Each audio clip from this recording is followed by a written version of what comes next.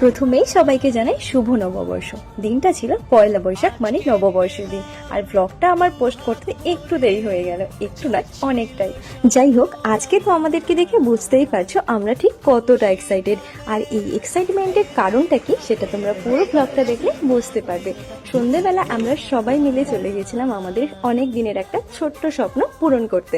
Finally আমাদের বাড়িতেও বসতে চলেছে এসি। আর যাওয়ার পর প্রথমেই আমার এই ব্ল্যাক এসিটা দেখে ভীষণ পছন্দ হয়ে গেছিল। তারপর অনেক রকম দেখে শুনে আমরা ফিচার্স দেখে লাস্টে ওটাই সিলেক্ট করেছি। আর পরের দিনই দুপুরবেলা সেটা ডেলিভারিও হয়ে যায়। আর কিছুক্ষণের মধ্যেই আমাদের বাড়িতে লোক চলে আসে এসি ফিট করার জন্য।